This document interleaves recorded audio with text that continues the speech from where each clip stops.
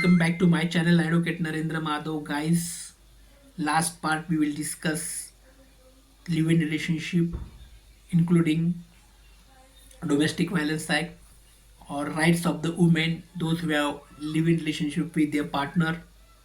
Now today's part we will discuss what is the maintenance right of the women. दोस्तों, आप सभी का स्वागत है मेरे अपने YouTube channel advocate Narendra Madhav पर।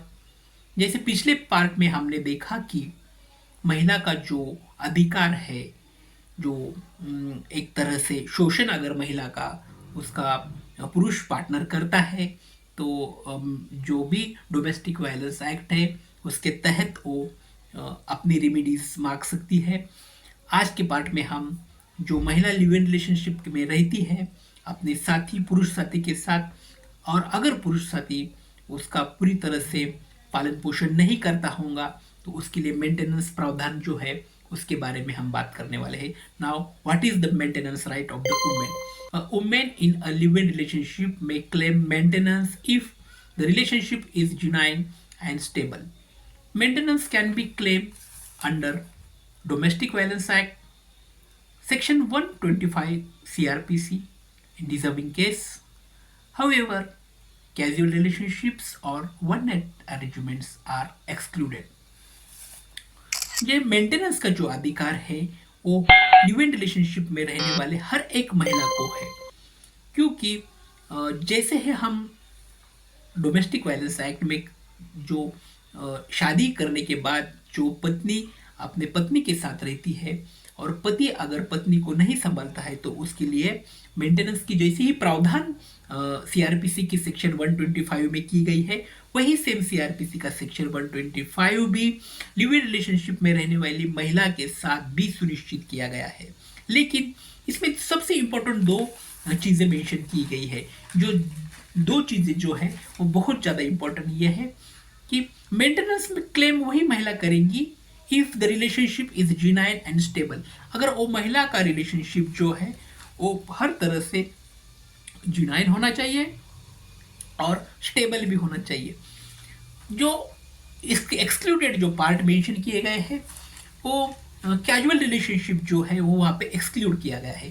या अगर किसी का भी कैजुअल रिलेशनशिप रहता है या फिर वन नाइट रिलेशनशिप रहता है, ऐसे कुछ भी अरेंजमेंट में अगर आप मेंटेनेंस की मांग करते हो तो वो मेंटेनेंस की मांग यहाँ पर खारिज की जाएंगी। लेकिन आपका जो भी रिलेशनशिप यहाँ पर रहना है, वेदर फिजिकल मेंटल, वो जो रिलेशनशिप आप लिव इन रहने वाले पार्टनर के साथ बनाना चाहते हैं वो हर तरीके से जेन्युइन होना चाहिए। उसका जो भी रियलिस्टिक रिलेशनशिप होना चाहिए। जैसे कि आज लिव इन रिलेशनशिप में बनते हैं, 2-4 दिन में पुरुष साथी का अपने स्त्री साथी के साथ नहीं पड़ता या स्त्री साथी का अपने पुरुष साथी के साथ बिल्कुल भी तनाव बढ़ जाता है और वो फिर से अपने रिलेशनशिप को ब्रेक करके महिला साथी बाहर आ जाती है। और 2-4 दिन में रहने के बाद ही महिला साथी अगर मेंटेनेंस की बात रख जाएंगी तो according to section 125 CRPC it is not valid, ये वैलिड नहीं रहेगा। क्योंकि लिव इन रिलेशनशिप में कंसिस्टेंसी बहुत ज़्यादा ज़रूरी होती है कि आपका रिलेशनशिप जो है वो कंस्टेंट रहना बहुत ज़्यादा ज़रूरी है।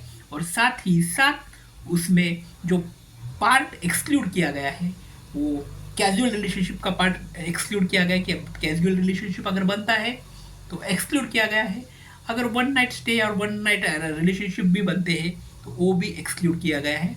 ऐसे रिलेशनशिप रखने वाली महिला अपने पुरुष साथी के साथ मेंटेनेंस की मांग बिल्कुल भी नहीं रख सकती है। दोस्तों, आज के पार्ट में हम यहाँ पे रुकेंगे।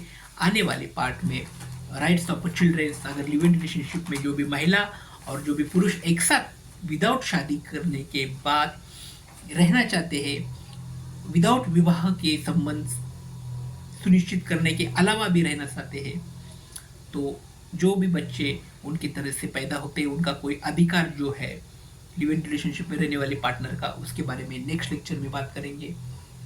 को वीडियो अच्छा लगता होगा तो लाइक करो, सब्सक्राइब करो। Thanks for watching, thank you so much.